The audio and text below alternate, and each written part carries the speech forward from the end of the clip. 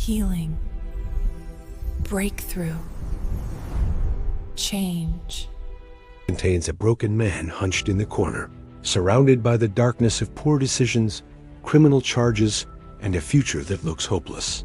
The heavy steel door represents not just physical imprisonment, but the mental and spiritual bondage that comes from years of speaking defeat, anger, and limitation over every area of life. Marcus Johnson sat in county jail facing 25 years in prison, convicted of armed robbery and assault. But the physical bars weren't his greatest prison. It was the words that had been coming out of his mouth for 32 years. I'm a failure. I'll never change. Nobody cares about me. This is just who I am. Every negative declaration had built invisible walls around his destiny, stronger than any prison cell. The scene shifts to show Marcus in his cell, angry and defiant, cursing his circumstances, blaming everyone else for his situation, and speaking death over his future with every conversation. His words create visible darkness around him, while other inmates are drawn to the negativity and hopelessness that flows from his constant complaints and bitter declarations. Then something changed the night.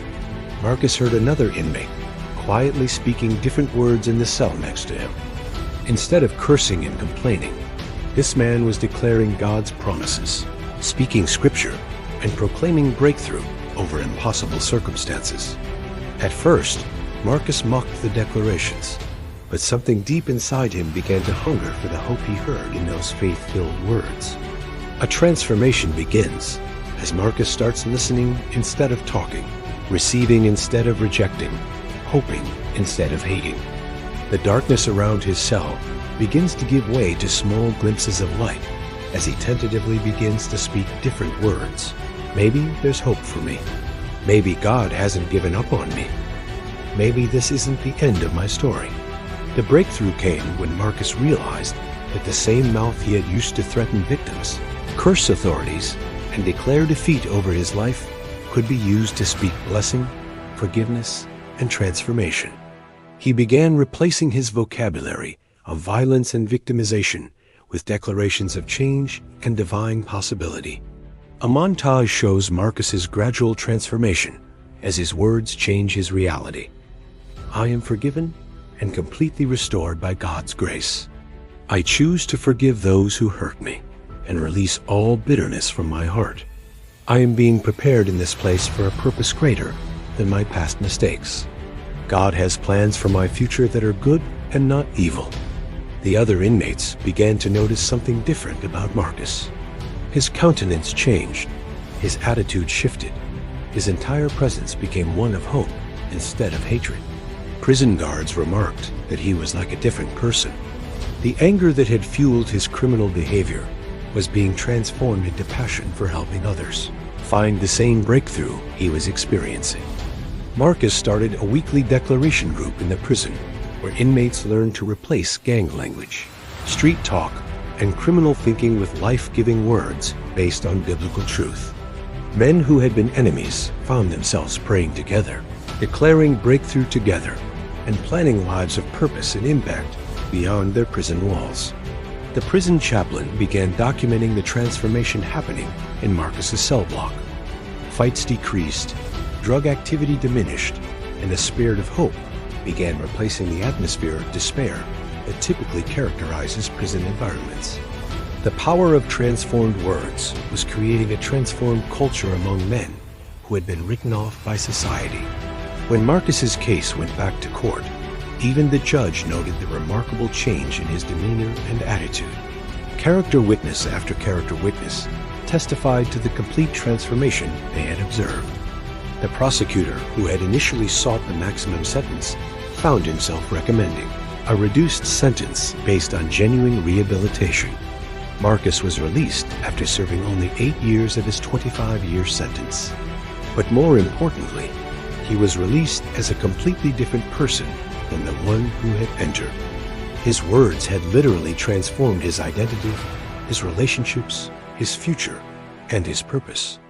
The same mouth that had spoken curses was now speaking life and blessing.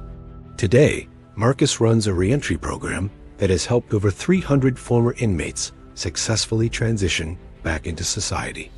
His method is simple but powerful, teaching people to replace the words that led to their imprisonment with declarations that lead to their freedom. He knows from personal experience that changed words create changed lives.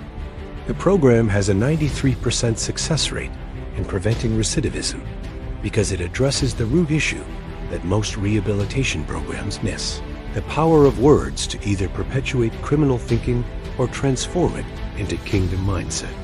Marcus teaches that you can't think your way into right living, but you can speak your way into right thinking. A powerful scene shows Marcus speaking to a room full of current inmates, his story bringing hope to men who thought their lives were over. His words carry authority because they've been tested in the fire of real transformation. He stands as living proof that no situation is so broken that the right words cannot fix it. Marcus often says that prison saved his life because it forced him to confront the destructive power of his words and discover the creative power of speaking life.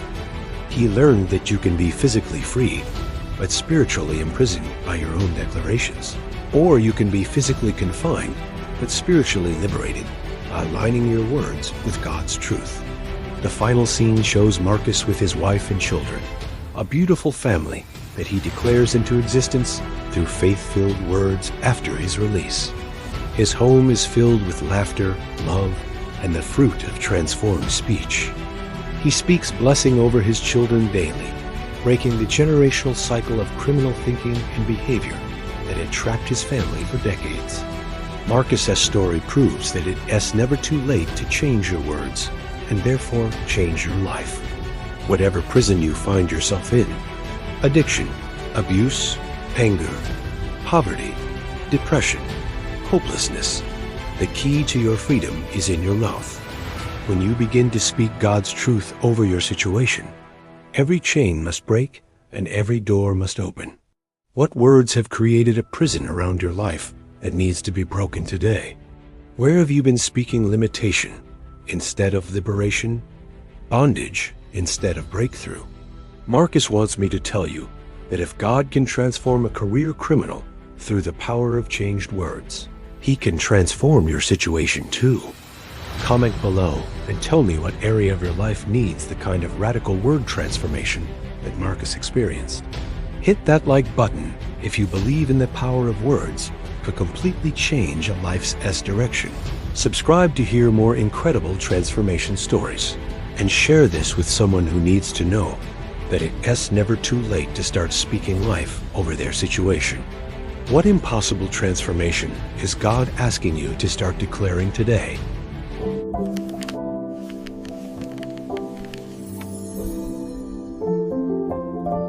Delivered.